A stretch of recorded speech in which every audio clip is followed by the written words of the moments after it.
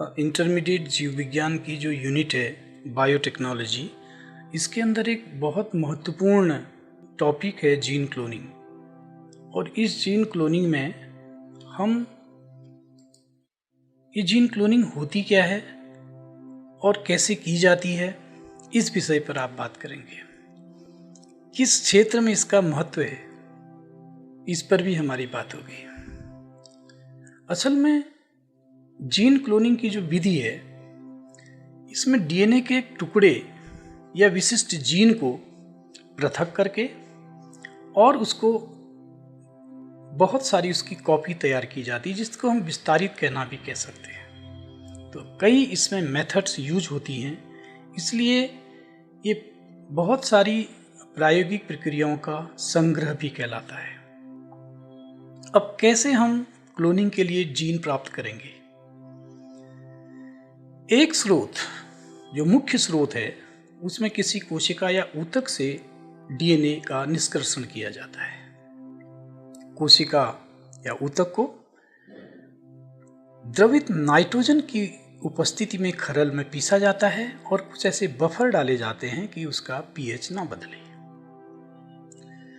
फिर इस जो हमारा एक्सट्रैक्ट है, इसको हम सेंट्रीफ्यूज करते हैं। डिपेंड करता है कि हमारा ऊतक कैसा है। यदि प्लांट ऊतक है तो सेल्यूलोज लेंगे, फंगल ऊतक है तो काइटिनेज, और बैक्टीरियल सेल के लिए हम लाइसोजाइम इस्तेमाल करते हैं। इसके बाद बहुत सारे रासायनिक प्रक्रिया से गुजरते हुए चिल्ड एथेनॉल का जैसे इस्तेमाल करते हैं, डीएनए के लंप उस विलयन में अवक्षेपित हो जाते हैं। उसके बाद उसका शोधन किया जाता है और शुद्ध रूप में डीएनए प्राप्त किया जाता है। यदि हमारे पास पहले से ही डीएनए रखा हुआ हो, संरक्षित हो, निकला हुआ हो, हम उसी की कॉपी तैयार कर सकते हैं। तो ये विधि पॉलीमरेज चेन रिएक्शन विधि है। इसमें in vitro amplification of DNA या डीएनए का सेगमेंट ये किया जाता है। पीसीआर विधि में लिए गए डीएनए को पहले हम गर्म करते हैं 95 डिग्री सेंटीग्रेड, इसे डीनेचुरेशन कहते हैं। तो इसमें डीएनए के दो स्ट्रैंड अलग अलग हो जाती है, दोनों कुंडलियां खुल जाती हैं। इसके बाद टेम्परेचर कम करते हैं 55 डिग्री पे। एक प्राइमर आर्टिफिशियली सिंथेसाइज आरएनए उसको यूज करते हैं, जो अलग हुए दोनों खंडों के तीसरे सिरे पे जुड़ जाता है। उसके बाद टॉक पॉलीमरेज एंजाइम, जो थर्मोफिलस एक्वेटिकस बैक्टीरिया से निकाला जाता है, जो काफ़ी उच्च तापमान 110 डिग्री सेंटीग्रेड पे सरवाइव कर लेता है, और कुछ डिऑक्सी न्यूक्लियोटाइड ट्राइफॉस्फेट, जो 4 बेसेस होते हैं, एडेनिन, ग्वानिन, साइटोसिन, थाइमिन, इसका मिश्रण इस्तेमाल किया जाता है और थोड़ा सा तापमान बढ़ाते हैं 72 डिग्री पे, और हमें 2 डबल स्ट्रैंडेड डीएनए प्राप्त होते हैं। अब फिर हमको दूसरा चक्र चला सकते हैं, जिससे हमें 2 से 4 डीएनए प्राप्त होंगे। डीएनए के और भी स्रोत हैं। कॉम्प्लीमेंट्री डीएनए विधि, यदि हमें जीन पता नहीं है तो हम कोशिका में से एमआरएनए यदि हम पृथक कर लें, उसकी पहचान कर लें, तो रिवर्स ट्रांसक्रिप्टेज एंजाइम की मदद से रिवर्स ट्रांसक्रिप्शन कराया जाता है और एमआरएनए को हम डीएनए में बदल सकते हैं, और इस डीएनए को हम क्लोनिंग के लिए इस्तेमाल कर सकते हैं। हम ये भी कर सकते हैं कि रासायनिक विधि से प्रयोगशाला में क्षारों का इस्तेमाल कर डीएनए का पॉलीमर बना सकते हैं, और ये काम हो भी रहा है। इसके अलावा पहले से यदि हमने जीनोमिक लाइब्रेरी तैयार की है, रिस्ट्रिक्शन एंजाइम से हम रैंडमली डीएनए को काटते हैं और उन खंडों को हम क्लोन कर लेते हैं, और इन खंडों में से जो हमारे ज़रूरत का डीएनए का पार्ट है, जीन है, उसको हम निकाल के फिर पॉलीमरेज चेन रिएक्शन से उसकी बहुत सारी कॉपी तैयार कर सकते हैं। एक गतिविधि यहाँ पर आपके लिए दी गई है। पीसीआर के बहुत सारे चरण हैं, 3 चरण हैं मुख्य, और इन चरणों के आपको यहाँ पे नाम लिखने हैं। तो एक चक्र में ये जो डबल स्ट्रैंड डीएनए दिया गया है, ये किस तरह से अलग होता है, और जो रेड कलर का आपको दिख रहा है वो प्राइमर जुड़ा हुआ है, और उसके बाद वो जो डीएनए है वो अलग अलग 2 खंड थे, 2 कुंडलियां थी, और नया डीएनए आपको मिल जाता है। इन तीनों चरणों के आप नाम बताएंगे और इसको यहाँ पे लिख सकते हैं।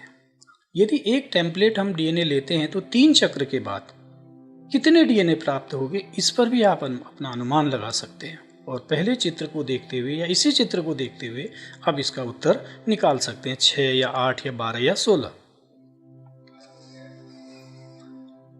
सबसे महत्वपूर्ण कंपोनेंट यदि हम टूल कहें जीन क्लोनिंग का, तो पहला है डीएनए वाहक या वाहक डीएनए। इसको जीन क्लोनिंग का टेस्ट ट्यूब भी कहा जाता है, और इसकी सबसे प्रमुख विशेषताएं हैं कि यह सेल्फ रेप्लिकेटेड होता है, स्वतः द्विगुणित हो जाता है। इस पर रिस्ट्रिक्शन स्थल होते हैं रिस्ट्रिक्शन एंजाइम के लिए, एक या एक से ज़्यादा एंजाइम के लिए भी रिस्ट्रिक्शन स्थल होते हैं, और इसमें कुछ ऐसे एंटीबायोटिक रेसिस्टेंट जीन होते हैं जो हमें आरडीएनए युक्त पोषक कोशिकाओं की पहचान में इस्तेमाल लाया जाता है। पोषक डीएनए से ये डीएनए जुड़ भी जाता है, जिससे हमें जीन स्थानांतरण में मदद मिलती है, और एक ही पोषक कोशिका में बहुत सारी कॉपियां यदि ये बनाए तो इस आधार पर हम अपने वाहक डीएनए को चुन लेते हैं।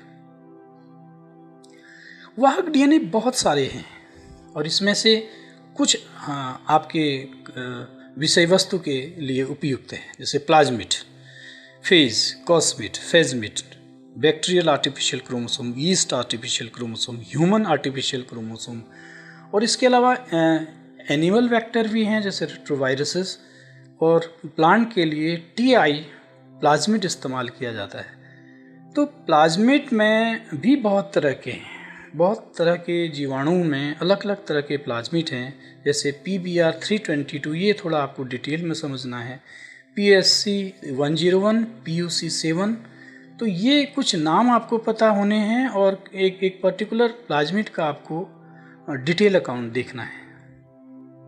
एक आदर्श वाहक कैसा होगा, यदि इसकी हम बात करेंगे तो ये इस डायग्राम से भी आप समझ सकते हैं। रिस्ट्रिक्शन स्थल दिखाए जा रहे हैं, एंटीबायोटिक रेसिस्टेंट जीन हैं, और द्विगुणन, स्वतः द्विगुणन होता है उसमें, और द्विगुणन किस दिशा में हो रहा है ये भी एरो से, तीर से दिखाया गया है, और बहुत सारी कॉपियाँ उसकी पोषक में बनती हैं, तो वो आपको अलग से चित्र में दिख रहा है। PBr322 ये सबसे लोकप्रिय जीन क्लोनिंग वाहक है जिसे प्रयोगशाला में इस्तेमाल किया जाता है, और इस संरचना को आप यदि ध्यान से देखेंगे तो इसमें रिस्ट्रिक्शन 4 अलग अलग तरह के रिस्ट्रिक्शन एंजाइम से कटने के लिए स्थल हैं, जुड़ने के स्थल हैं। ये करीब 4362 क्षार युग्म का डबल स्ट्रैंडेड डीएनए है, और इसकी रेप्लिकेशन साइट ओरी साइट भी दिख रही है। दूसरा कंपोनेंट, दूसरा tool restriction enzyme, restriction endonuclease enzyme, इसको आनुवंशिक कैंची भी कहते हैं। वो इसलिए कि ये डीएनए को एक निर्धारित स्थल पर काटता है। बहुत तरह के रिस्ट्रिक्शन एंजाइम हैं, और उनको वर्गीकृत भी किया गया है, जैसे क्लास 1, क्लास 2 एंड क्लास 3। और आपको ये जानना होगा कि क्या इन सब का इस्तेमाल होता है जीन क्लोनिंग में। क्लास 2 वाला जो रिस्ट्रिक्शन एंजाइम है, इसी का इस्तेमाल प्रमुख रूप से होता है। अब ये रिस्ट्रिक्शन एंजाइम एंडोन्यूक्लियस क्यों कहा जाता है, क्यों कहा गया है, इस पर आप चर्चा कर सकते हैं। न्यूक्लियस एंजाइम, आरएनएज और डीएनएज 2 तरह के होते हैं। फिर जो डीएनएज हैं वो एक्सोन्यूक्लियस और एंडोन्यूक्लियस होते हैं। तो इस तरह से आप उन एंडोन्यूक्लियस को, जो रिस्ट्रिक्शन एंडोन्यूक्लियस हैं, जो जीन क्लोनिंग हम इस्तेमाल कर रहे हैं, उसके गुणों की चर्चा कर सकते हैं। कैसे रिस्ट्रिक्शन एंजाइम डीएनए को काटता है, ये एक सेगमेंट दिया हुआ है, और ये सेगमेंट एक विशेष प्रकार के रिस्ट्रिक्शन एंजाइम के लिए ECOR1, और इसमें आपको वो स्थल दिखेगा जहाँ पर डीएनए को पर रिस्ट्रिक्शन एंजाइम बाइंड होगा। तो दो विशिष्ट क्षार युग्मों के बीच में आपका रिस्ट्रिक्शन एंजाइम जुड़ रहा है जी और ए के बीच में, तो द्विगुणित डीएनए होना जरूरी है और दोनों स्ट्रैंडों पे जुड़ता है डीएनए 5 टर्मिनल में। देखिए जी और ए के बीच में 5 टर्मिनल पे जुड़ रहा है, अपोजिट में भी जी और ए के बीच में। और ये जो सीक्वेंस होती है पैलिंड्रोम होती है, जी ए ए टी टी सी, आप 5 to 3 चलेंगे, ऐसे ही आप अपोजिट भी आ रहे हैं दूसरे में जी ए ए टी टी सी। और जैसे ये काटता है तो इस तरह से जो खुले सिरे बनते हैं, यहाँ पर चिपचिपे सिरे, चिपकने वाले सिरे, स्टिकी एंड्स बने हुए हैं। तो ये इस तरह से कटने के बाद इस तरह से सिरे बनाने की भी आप प्रैक्टिस कर सकते हैं और ये समझ सकते हैं कि डीएनए कैसे कटता है।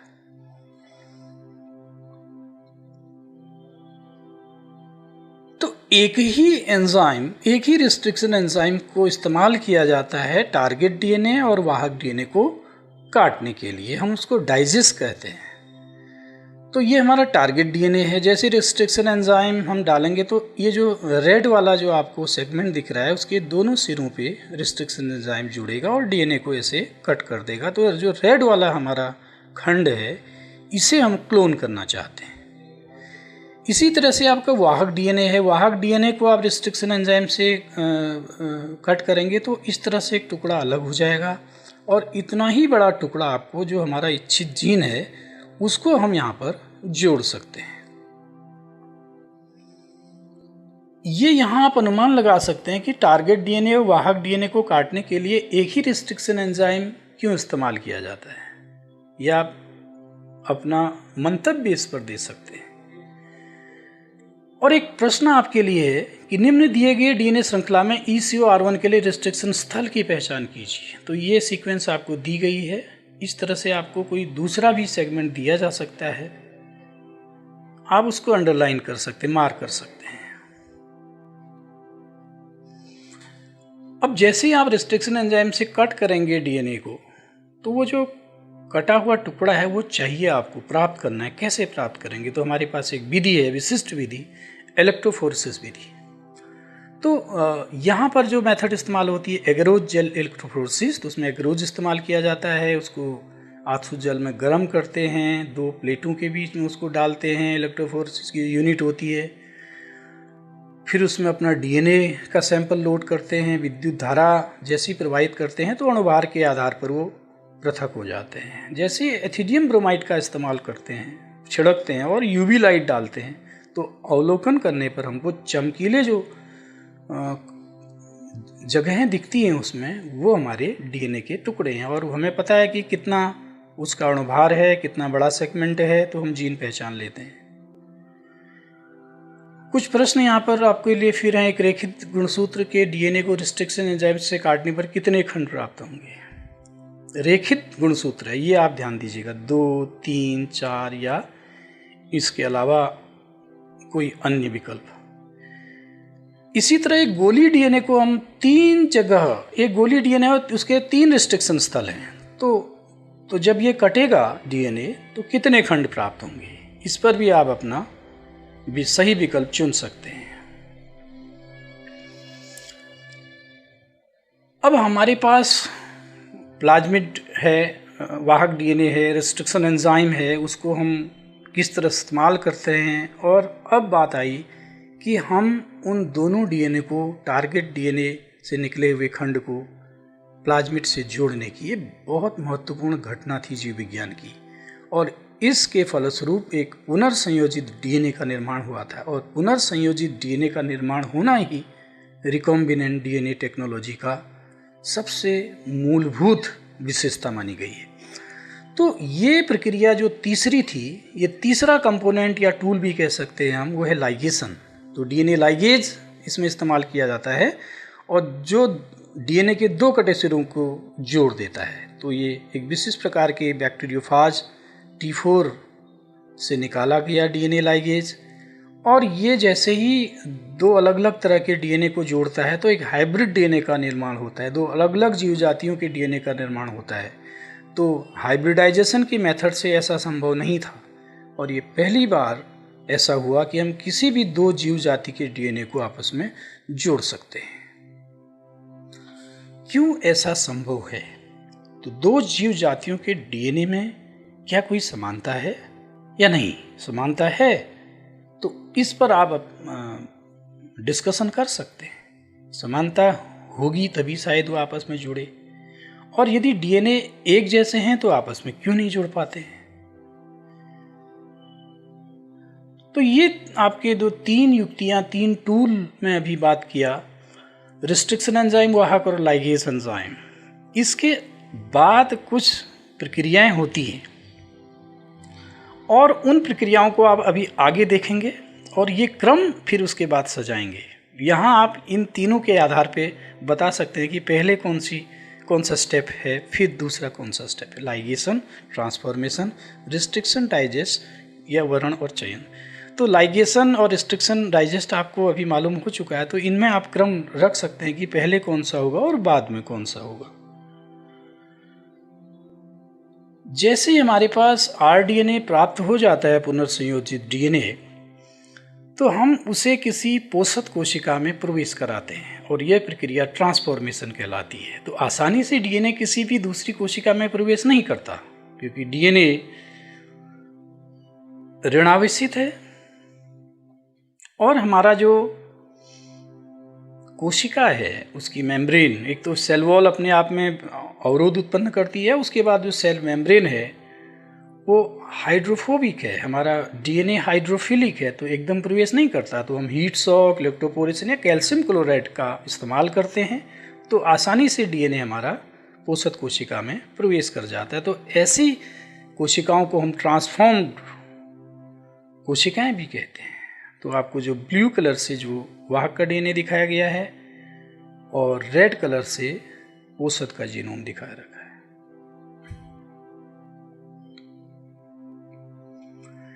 जैसे ही आपका ट्रांसफॉर्मेशन हो चुका होता है, तो अब हमें यह मालूम करना होता है कि कौन सी सेल ट्रांसफॉर्म हो चुकी हैं, वही हमको बाद में आगे के लिए चाहिए।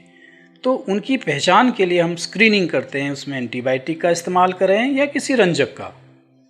यदि हम एंटीबायोटिक का इस्तेमाल करते हैं तो जैसे ही हम अपना जीन प्रवेश कराते हैं किसी भी डीएनए में, तो उसमें कुछ ऐसे एंटीबायोटिक जीन जो है अक्रिय हो जाते हैं, निष्क्रिय हो जाते हैं, वो अपना काम करना बंद कर दिए। दो में से यदि एक निष्क्रिय हो जाए तो इन कोशिकाओं को इन एंटीबायोटिक की उपस्थिति में संवर्धन करा के हम पहचान कर सकते हैं।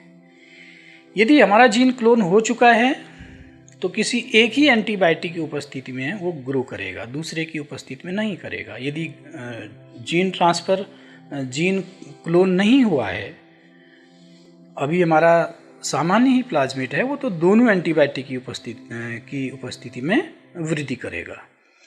अब यदि हम रंजक का इस्तेमाल करते हैं तो वहाँ पर एक सबस्ट्रेट डाला जाता है, एक एंजाइम जो जीन को क्लोन करने की वजह से, जीन को डालने की वजह से निष्क्रिय हो गया था, तो वो किसी सबस्ट्रेट के साथ उत्पाद नहीं बनाएगा। यदि वो उत्पाद बनाएगा तो एक विशिष्ट रंग देगा, उत्पाद नहीं बनाएगा तो रंग नहीं देगा। तो इस आधार पे हम उसको चयन कर लेते हैं। अब जैसे ही हमारे पास ऐसी पोषक कोशिकाएं हमें मिल चुकी हैं जो ट्रांसफॉर्म्ड, हमने उनका चयन कर लिया, अब हमें उनसे जीन उत्पाद तैयार करने के लिए उसको बड़ी मात्रा में ग्रो करते हैं, वृद्धि कराते हैं, संवर्धन माध्यम।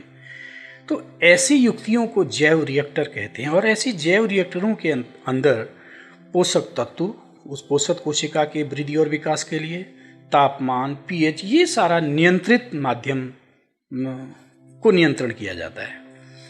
ये औद्योगिक स्तर के भी होते हैं और प्रयोगशाला के स्तर पर भी के भी छोटे हम इस्तेमाल कर सकते हैं, बना सकते हैं। तो उसमें एक एक्सपोनेंशियल ग्रोथ करती है, बस मीन्स लगातार 2 से 4, 4 से 8 इस तरह से वृद्धि करता रहता है हमारा पोषक, जिसके अंदर हमने आरडीएनए डाला है। आरडीएनए की संख्या भी बढ़ रही है, आरडीएनए के अंदर हमारा जीन है उसकी संख्या भी बढ़ रही है, और जितनी ज़्यादा उसकी संख्या, हमारी पोषकों की संख्या होगी, उतने हमारे पास जीन की कॉपीज होंगी, और वो जीन की कॉपीज ही हम क्लोनिंग की बात जो कर रहे हैं उसकी संख्याएं बढ़ा रहे हैं, वो अपना उत्पाद बनाएगा। जिस जीन को हमने डाला वैसा प्रोटीन बनेगा, और उस प्रोटीन को हम निष्कर्षित करेंगे, बाद में उसका शोधन करेंगे और उत्पाद तैयार करेंगे।